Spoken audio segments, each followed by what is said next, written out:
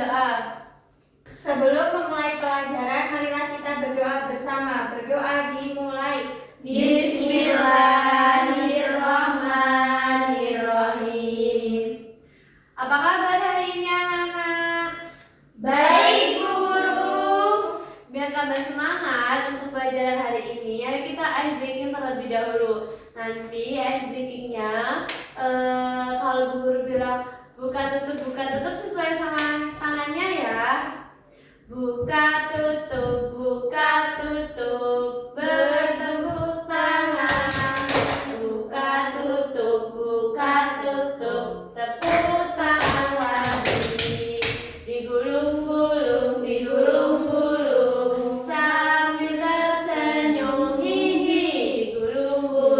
Digulung-gulung, lalu tertawa haha. Lebih cepat lagi. Buka tutup, bertepuk tangan. Buka tutup, tangan lagi. Digulung-gulung, sambil tersenyum hihi. Gulung-gulung, tepuk tangan sambil tertawa haha. Untuk pembelajaran minggu kemarin kan kita belajar tentang membahas mukjizat para nabi. Anak-anak sudah paham apa belum? Sudah. Nah, coba sekarang Bu Guru tanya, siapa saja sih yang mendapatkan mukjizat dari Allah? Saya, Bu.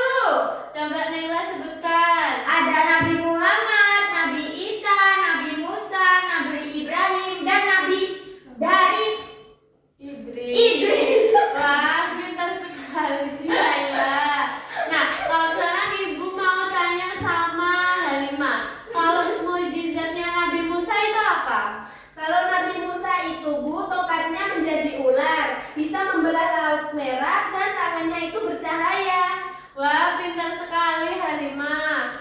Nah, untuk pembelajaran hari ini kita akan belajar tentang Al-Quran adalah kitabku. Kenapa kita belajar ini? Agar anak-anak tahu bahwa Al-Quran merupakan pedoman hidup agar selamat dunia dan akhirat. Dan selain itu juga anak-anak juga tahu ada berapa kitab-kitab yang diyakini oleh Allah. Nah, Allah Subhanahu wa Ta'ala memberikan pedoman kepada umat manusia, pedoman hidup berupa kitab suci Al-Quran. Iman kepada kitab Allah itu merupakan iman yang nomor 3. Coba Bu Guru tanya sama anak-anak tahu nggak apa yang dimaksud sama kitab itu? Tidak, Bu Guru.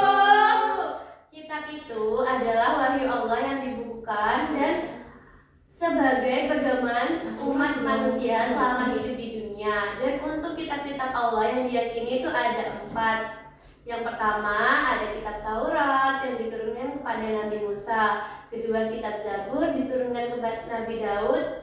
Ketiga, kitab Injil diturunkan kepada Nabi Isa. Dan yang terakhir itu kitab Al-Quran yang diturunkan kepada Nabi Muhammad. Kita sebagai umat beragama Islam meyakini bahwa kitab suci kita itu adalah kitab suci Al-Quran. Al-Quran berisi petunjuk untuk meraih kebahagiaan bagi umat manusia di dunia dan akhirat. Dan sesuai dengan pembelajaran kita yang kemarin itu, Al-Quran merupakan mukjizat terbesar Nabi Muhammad.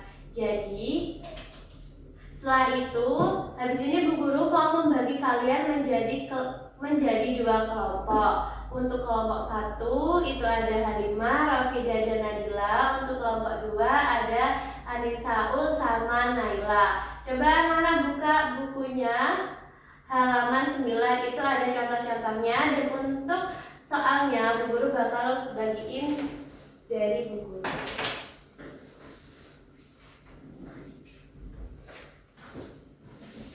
Coba anak-anak kerjakan terlebih dahulu ya, sambil membuka buku halaman nomor 9. Itu ada tentang Rasul-Rasul Allah, siapa yang mendapatkan wahyu sebagai penerima kitabnya, dan juga mukjizatnya. Untuk kelompok 1 bisa Bu enggak? Bisa Bu. Kelompok 2 Bisa, Bu. Tapi ini bingung, Bu. oh inilah coba cari yang di sini. Oh iya, Bu. sudah mudah ini yang lainnya. Kecil. Nah, setelah selesai mengerjakan, nanti jangan lupa dipresentasikan ke depan ya, satu kelompok maju satu persatu. Siap, Bu? Ya. Sudah kelompok satu sama kelompok dua sudah menemukan jawabannya? Sudah. Ya, untuk kelompok satu boleh maju mempresentasikan hasil diskusinya.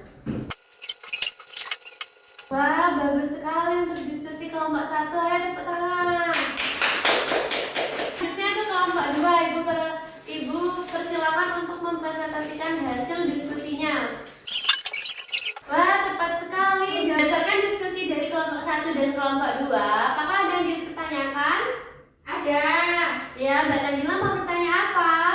Tanya, Bu, Rasul yang menerima kitab suci terakhir sebagai pedoman hidup manusia hingga akhir zaman itu siapa sih? Nah, Rasul yang menerima itu adalah Nabi Muhammad. Nabi Muhammad menerima kitab suci Al-Quran sebagai kitab suci terakhir, dan juga isi kitab suci Al-Quran itu ajarannya tetap relevan sampai masa depan. Berbeda dengan mujizat Nabi terdahulu yang hanya terjadi saat masa hidupnya aja.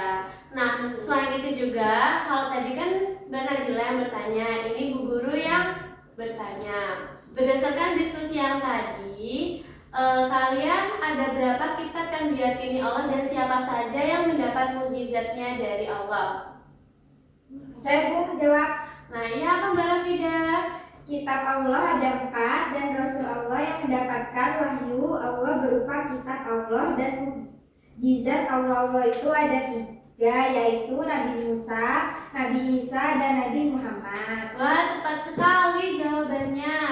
Untuk pembelajarannya sudah sampai sini. Sebelum Bu Guru menutup pembelajaran hari ini, Ibu akan mengevaluasi proses diskusi kalian dan juga merangkum hasil diskusi kalian. Jadi, menurut Ibu, proses diskusi yang kalian lakukan itu sudah bagus, tetapi tetap semangat dan juga tingkatkan terus ya, Nak.